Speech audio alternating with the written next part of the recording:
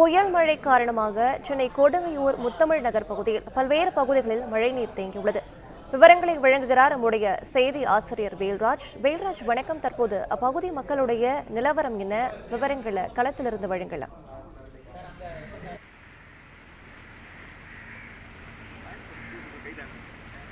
பெருநகர சென்னை மாநகராட்சியின் 35வது வார்டுக்கு உட்பட்ட முத்தமிழ் நகர் மக்கள் பெருமழை எப்போது வந்தாலும் சரி ஒரு தீராத துயரத்தை சந்தித்து வருகின்றனர். குறிப்பாக இந்த பகுதி மக்கள் கடந்த சில ஆண்டுகளாகவே, அதாவது 10 ஆண்டுகளுக்கு மேலாகவே இங்கு ஒரு பெருமழை என்பது ஏற்பட்டால் உடனடியாக வீதிகளில் தண்ணீர் தேங்கும். அந்த தண்ணியானது வீடுகளுக்குள் புகுந்துவிடும்.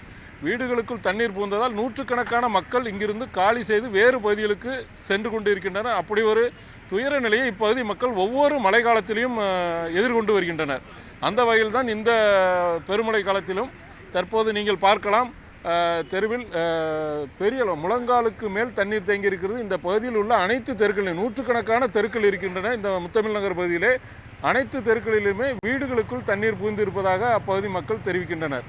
மேலும் இங்கே வந்து மாநகராட்சி தண்ணீரை வெளியேற்றுவதற்கு பெரிய மோட்டார் என்ஜின் மூலம் நடவடிக்கைகள் மேற்கொண்டாலும் இங்கு செல்லக்கூடிய காவாயில் தண்ணி நிரம்பி அந்த காவாய் தண்ணீரும் தற்போது மழைநீரோடு கலந்து இருப்பதால் பொதுமக்கள் மிகுந்த சிரமத்திற்கு உள்ளாகி இருக்கின்றனர்.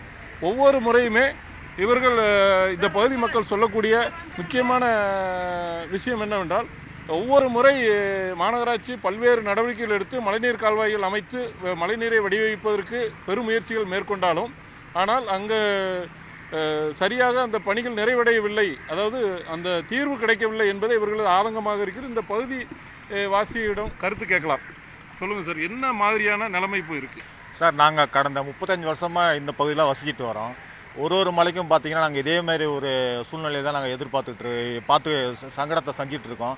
இப்போ பார்த்தீங்கன்னா இப்போ இந்த 1 மணி நேரம் மழை பெஞ்சுது. மழையில் பார்த்தீங்கன்னா இவ்வளோ தூரம் தண்ணி, இன்னும் புயல் வந்து கரையை கடக்கலன்னு சொல்கிறாங்க. இன்னும் மிக கனமழை இருக்குன்னு வேறு சொல்லிட்டு இருக்காங்க. ஸோ பார்த்தீங்கன்னா இதுக்கு ஒரு நிரந்தர தீர்வே இல்லை சார். இந்த பகுதியில் பொறுத்த வரைக்கும் நிரந்தர தீர்வே இல்லை. என்றைக்கு மழை பெஞ்சாலும் எப்பயுமே எங்களுக்கு இதே மாதிரி வெள்ளம் வடிகிறதுக்கு ஒரு 2 நாள் 3 நாள் ஆகதான் செய்யும்.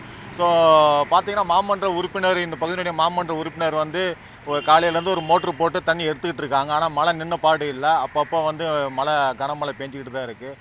35 வருஷமாக களத்திலிருந்து விவரங்களை வழங்கியமைக்கு நன்றி வேல்ராஜ்.